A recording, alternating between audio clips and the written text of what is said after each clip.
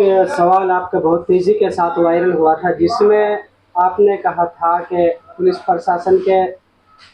प्रशासन जो कभी किसी में गोली मार रही है तो कभी कहीं जाकर घर का सारा सामान तोड़ रही है। तो इस बयान का जब आपके वायरल हुआ तो उसके बाद एक अफवाह कहूँ या कोई सच्ची हकीकत है नहीं है, वो तो आप बताएंगे कि ये अफवाह उड़ाई जा रही है कि सरपंच के घर पर पुलिस प्रशासन ने दबिश दी है। इसकी असल हकीकत और सच्चाई क्या है? सबसे पहले तो सभी मेवात वासियों को बकरा ईद की बहुत बहुत मुबारकबाद। और सभी नौजवानों से और बुजुर्गों से मेरा निवेदन है कि बकरा ईद का जो पवित्र त्योहार हमारा है, इस पर आप ऐसी टिप्पणी पैदा ना करें कि जो हमारे बुजुर्गों को और हमारे मेवात वासियों को और हमारे 36 बिरादरी के प्यार प्रेम को कहीं कोई ठेस पहुंचे।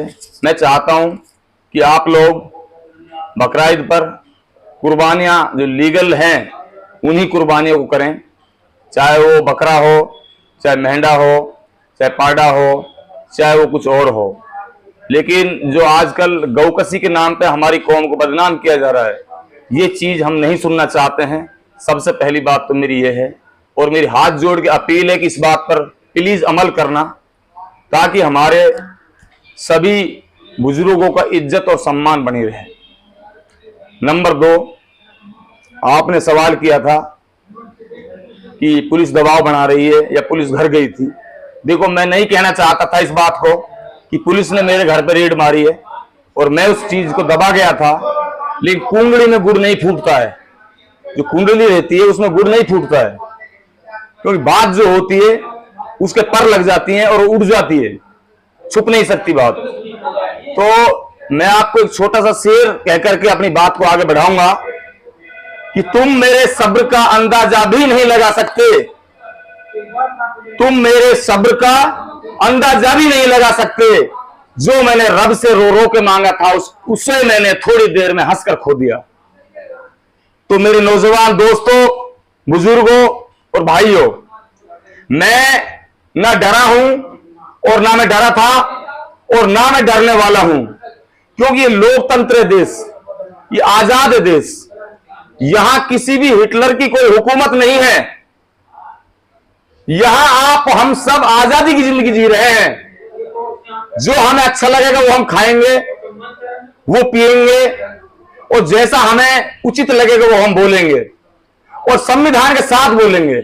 असंवैधानिक तरीके से अगर हमें फंसाने और डराने की कोई भी कोशिश करेगा तो हम कानून का जरूर सहारा लेंगे, और हम अपने नौजवानों की ना आवाज दबने देंगे और ना नौजवानों को हम झुकने देंगे।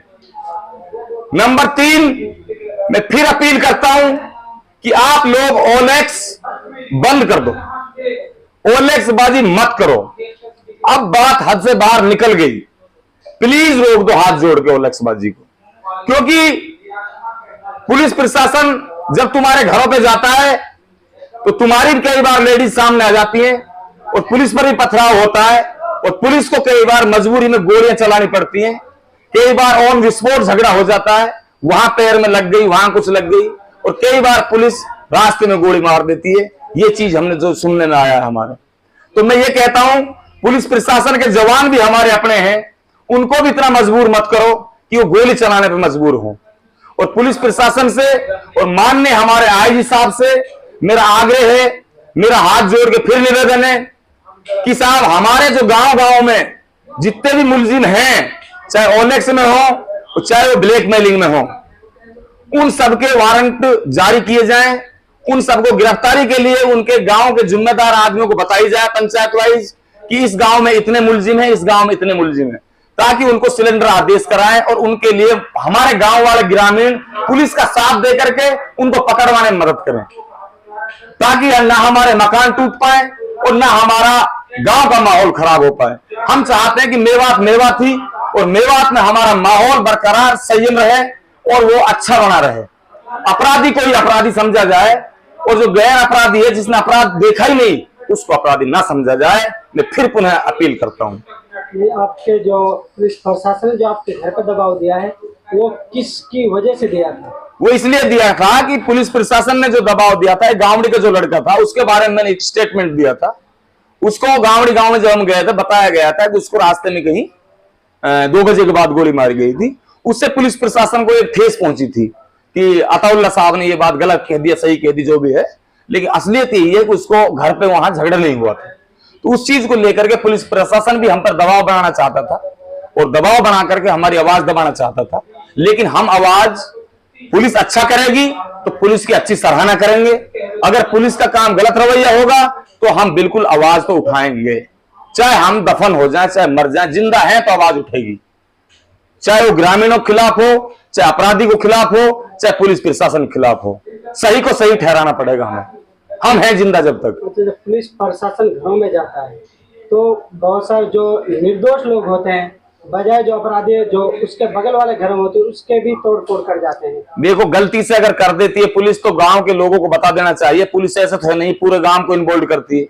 पुलिस के लिए हिम्मत बांधे कोई ऐसा बताने वाला हो साहब ये अपराधी का घर है, ये अपराधी का नहीं है, तो पुलिस इतनी ऐसी दूर पड़ेगी, पुलिस नहीं, पुलिस भी तो हमारा परिवार है, पुलिस को दूर पड़ेगी थोड़ी। पुलिस अगर कोई फरिश्ता तो पुलिस है नहीं, पुलिस को आप बताओगे सही गाइडलाइन दोगे तो सही जगह पे ठिकाने पहुंचेगी, और गलत जगह बताओगे तो गलत जगह जाएगी पुलिस, कई बार अनदेखी हो जाती है, वो तो अलग चीज है, गलती से कोई बात हो जाए। अच्छा, जो बकरीद का मौका आ रहा है तो इस पर आप जो बकरीद के मौके पर जो कुर्बानियां होती है तो उस चीज को लेकर आप क्या अपील करेंगे? मैं सभी मेवात वासियों से, सभी देशवासियों से अपील करना चाहता हूं कि कहीं भी ये तय नहीं है, हमारे पढ़े लिखे बताते हैं कि आप गाय की ही कुर्बानी करें, ठीक है, आपके लिए मेंढा है, बकरा है, पाडा है, ऊंट है या कोई और चीज है, किसी चीज की कर सकते हो, कहीं भी कर सकते हो। आपको ये एलिगेशन नहीं लगने देना है इस त्योहार पर, पवित्र त्योहार पर, कि ये फला गांव में गाय पकड़ ली, फला गांव में गाय कटी मिल गई। इससे हमारा हिंदू मुस्लिम का सौहार्द खराब होता है, वे गाय की पूजा करते हैं और हमारे लोग गाय पे छुरी फेरते हैं, ये चीज बिल्कुल भी हमारे पास बर्दाश्त होने लायक नहीं है।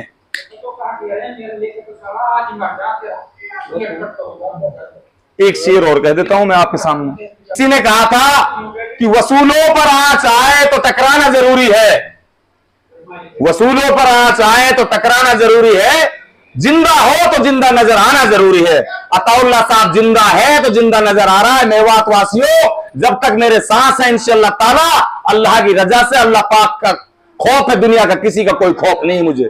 मैं जिंदा हूं तो तुम्हें नजर आ रहा हूं और दफन हो जाऊंगा तो इंशाअल्लाह हजारों अताउल्ला पैदा होंगे, मेरी ये दुआ है। ठीक है सर, धन्यवाद।